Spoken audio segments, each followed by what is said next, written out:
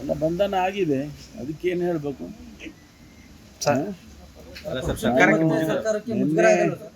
ನಿನ್ನೆನೂ ಕೂಡ ನಾನು ಪ್ರತಿಕ್ರಿಯೆ ಕೊಟ್ಟಿದ್ದೇನೆ. ಇಡಿ ಅವರು ಅವರನ್ನು ತನಿಖೆ ಮಾಡ್ತಾ ಇದ್ದಾರೆ. ಅವ್ರಿಗೆ ಏನು ಮಾಹಿತಿ ಸಿಗ್ತದೆ ಅದ್ರ ಮೇಲೆ ಅವರು ಕ್ರಮ ತಗೊಳ್ತಾರೆ ಅಂತ ಹೇಳಿ ನಿನ್ನೆ ಹೇಳಿದ್ದೆ ನಾನು. ಈಗ ಅವರನ್ನು ಅರೆಸ್ಟ್ ಮಾಡಿದ್ದಾರೆ, ನಾಗೇಂದ್ರ ಅವರನ್ನು. ಅವ್ರಿಗೇನು ಮಾಹಿತಿ ಇದೆಯೋ ತನಿಖೆಯಲ್ಲಿ, ಅವ್ರಿಗೆ ಯಾವ ರೀತಿ ಮಾಹಿತಿಗಳು ಸಿಕ್ಕಿದೆಯೋ ಆ ಆಧಾರದ ಮೇಲೆ ಅವ್ರನ್ನ ಅರೆಸ್ಟ್ ಮಾಡಿದ್ದಾರೆ. ಇದು ಕಾನೂನಿನ ಪ್ರಕಾರ ನಡೀತಕ್ಕಂಥ ಪ್ರಕ್ರಿಯೆ. ಆದರೆ ರಾಜಕೀಯವಾಗಿ ಇದನ್ನು ಉಪಯೋಗಿಸಬಾರ್ದು ಅನ್ನೋದಷ್ಟೇ ನಮ್ಮ ಯಾವತ್ತೂ ನಾವು ಹೇಳ್ತಾ ಇರ್ತಕ್ಕಂಥದ್ದು. ಇಡಿಗಳು, CBIಗಳು, ಇವೆಲ್ಲ ಏನು ಕೇಂದ್ರದ ಸಂಸ್ಥೆಗಳಿದ್ದಾವೆ, ಅದು ರಾಜಕೀಯದ ಅಸ್ತ್ರ ಆಗಬಾರ್ದು ಅನ್ನೋದು ಅಷ್ಟೇ ನಮ್ಮೆಲ್ಲರ ನಾವು ಹೇಳ್ತಕ್ಕಂಥದ್ದು. ಇದರಲ್ಲಿ ರಾಜಕೀಯವಾಗಿ ಅಸ್ತ್ರ ಮಾಡಿಕೊಂಡು ಇಡಿ ಅವರು ಬಂಧನ ಮಾಡಿದ್ದಾರೆ ಅಂತ ಇಲ್ಲ, ತನಿಖೆ ಮಾಡೋದ್ರಲ್ಲಿ ನಮ್ಮದೇನು ತಕರಾರಿಲ್ಲ. ತನಿಖೆ ಮಾಡೋದ್ರಲ್ಲಿ ಈಗಾಗಲೇ ನಾವು ಕೂಡ SIT ಮಾಡಿದ್ದೇವೆ. ನಮ್ಮವರು ಕೂಡ ನಾಗೇಂದ್ರ ಅವರನ್ನು ಕರೆದು, ಗದ್ದಲ್ ಅವರನ್ನು, ನಾಗೇಂದ್ರ ಅವರನ್ನು ಕರೆದು ಸ್ಟೇಟ್ಮೆಂಟ್ಗಳು ತೊಗೊಂಡಿದ್ದಾರೆ. ಇದು ನಡೀತಾ ಇದೆ. ಈ ಮಧ್ಯೆ CBIನವರು ಬ್ಯಾಂಕಿನ ದೃಷ್ಟಿಯಿಂದ ಮಾಡ್ತೇವೆ ಅಂತೇಳಿ ಅವರು ಇದು ಮಾಡ್ತಿದ್ರು. ಇದ್ದಕ್ಕಿದ್ದಾಗೆ ಇಡಿ ಅವರು ಪ್ರವೇಶ ಮಾಡಿದ್ದಾರೆ. ಅವ್ರಿಗೆ ಇರ್ಬೋದು, ಮಾಹಿತಿ ಇರ್ಬೋದು, ನಾನು ಅದನ್ನು ಡಿಸ್ಪ್ಯೂಟ್ ಮಾಡೋಕ್ಕೆ ಹೋಗೋದಿಲ್ಲ.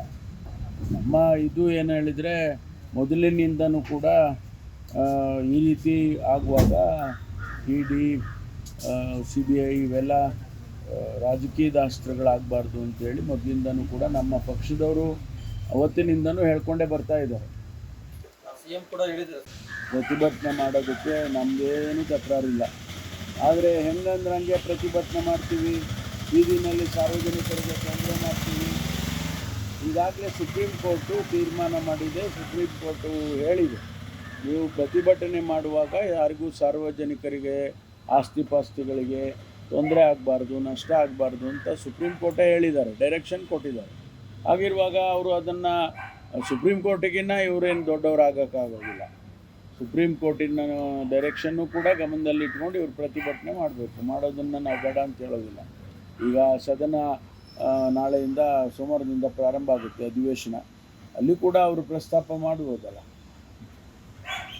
ಮಾಡಿ ಇಡಿ ಹತ್ರ ಬೇಡ, ಇಡಿ ಅವರು ಅರೆಸ್ಟ್ ಮಾಡಿದ್ರೆ ಕಷ್ಟ ಆಗ್ಬಿಡುತ್ತೆ ಅಂತ ಮನವಿ ಮಾಡ್ಕೊಂಡಿರಂತೆ. ಅದು ಗೊತ್ತಿಲ್ಲ.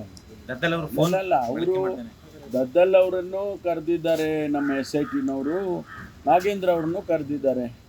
ಅವ್ರ ಹತ್ರ ಏನು ಮಾಹಿತಿ ತೊಗೋಬೇಕು ಅಥವಾ ಅವರ ಸ್ಟೇಟ್ಮೆಂಟ್ಗಳು ತೊಗೊಂಡಿದ್ದಾರೆ. ಮತ್ತೆ ಅವರಿಗೆ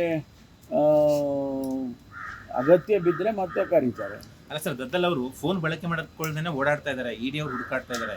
ಶಾಸಕರಾಗಿ ಅವ್ರಿಗೂ ಮುಜುಗರ, ಸರ್ಕಾರಕ್ಕೂ ನಿಮಗೂ ಮುಜುಗರ ಅಲ್ವಾ ಸರ್ ಇದು? ಇಲ್ಲ, ಅವರೇನು ಎಲ್ಲಿಗೂ ತಪ್ಪಿಸ್ಕೊಂಡು ಹೋಗಿಲ್ಲಲ್ಲ, ಇಲ್ಲೇ ಎಲ್ಲೋ ಅವರ ಕುಟುಂಬದವ್ರ ಜೊತೆ ಇದ್ದಾರೆ ಅಂತಲೇ ಹೇಳಿದ್ರಪ್ಪ. ನಿನ್ನೆನೂ ನಾನು ಕೇಳಿದಾಗ ನಾನು ನಾಗೇಂದ್ರ ಅವ್ರನ್ನ ಅರೆಸ್ಟ್ ಮಾಡಿದ್ದಾರೆ, ದದ್ದಲ್ ಅವ್ರದ್ದೇನು ಅಂತ ಕೇಳುವಾಗ ಅವ್ರು ಇಲ್ಲೇ ಓಡಾಡ್ಕೊಂಡು ಅವ್ರ ಕುಟುಂಬದವ್ರ ಜೊತೆಯಲ್ಲಿದ್ದಾರೆ ಅಂತ ಹೇಳಿದರು. ಸರ್, ನಿಗಮದ ಹಣ ಚುನಾವಣೆಗೆ ಬಳಕೆ ಆಗಿದೆ ಅನ್ನೋ ನಿಟ್ಟಿನಲ್ಲಿ ಇಡಿ ತನಿಖೆ ಮಾಡ್ತಿದೆ ಅಂತಕ್ಕಂಥದ್ದು ಪ್ರಾಥಮಿಕ ಮಾಹಿತಿ. ಅಲ್ಲ, ಅದು ಗೊತ್ತಿಲ್ಲ. ಅವರೇನು ನಮಗೇನು ಯಾವುದೇ ಮಾಹಿತಿಯನ್ನು ಇಡಿ ಅವರೇನು ನಮ್ಮ ಪೊಲೀಸ್ನವ್ರಿಗೇನು ಕೊಟ್ಟಿಲ್ಲ ಅವರು. ಅದರಿಂದ ನಾವು ಊಹೆ ಮಾಡಿ ಹೇಳೋದು ಸರಿ ಕಾಣೋದಿಲ್ಲ. ಸರಿ, ಮಾಜಿ MLC ವೀರಯ್ಯ ಅವ್ರನ್ನ ಅರೆಸ್ಟ್ ಮಾಡಿದ್ದಾರೆ CBI. ಅದು ಒಂದು 45 ಕೋಟಿದು ಏನೋ ಒಂದು ಹಿಂದೆ ಅವರು ಅಧ್ಯಕ್ಷರಾಗಿದ್ದಾಗ ದೇವರಾಜ್ ಅರಸು ಟ್ರಕ್ ಟರ್ಮಿನಲ್ಲು ಸಂಸ್ಥೆಯಲ್ಲಿ ಅವ್ಯವಹಾರ ಆಗಿದೆ ಅಂತ ಹೇಳಿ ತನಿಖೆ ನಡೀತಾ ಇದೆ. ಆ ತನಿಖೆ ಹಿನ್ನೆಲೆಯಲ್ಲಿ ಅವರನ್ನು ಅರೆಸ್ಟ್ ಮಾಡಿದ್ದಾರೆ. ಸರ್, ನಾಳೆ ಸರ್ವಪಕ್ಷ ಸಭೆ ಕಾವೇರಿ ವಿಚಾರ ದಿನಕ್ಕೆ 1 TMC ಅಂದ್ರೆ ಕಷ್ಟ ಆಗುತ್ತಿಲ್ಲ ಸರ್?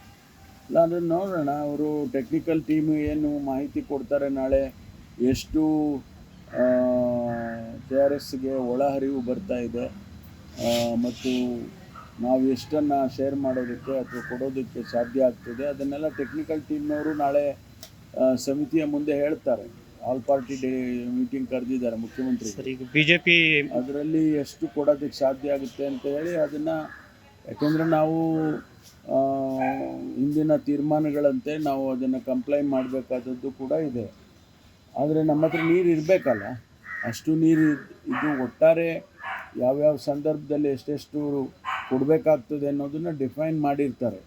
ಆದರೆ ನಮ್ಮ ಹತ್ರ ನೀರು ಈಗ ಮಳೆ ಪ್ರಾರಂಭ ಆಗಿದೆ, ಈಗ ತಾನೇ ನೀರೆಲ್ಲ ಬರ್ತಾಯಿದೆ, ಒಳ ಹರಿವು ಸ್ವಲ್ಪ ಇನ್ಕ್ರೀಸ್ ಆಗಿದೆ. ಅದು ಬಂದಾದ ನಂತರ ನಾವು ಎಷ್ಟು ಶೇರ್ ಮಾಡ್ಬೋದು ಅವರಿಗೆ ಅದನ್ನು ಫಾರ್ಮುಲಾ ಹಾಕ್ಕೊಟ್ಟಿರ್ತಾರಲ್ಲ,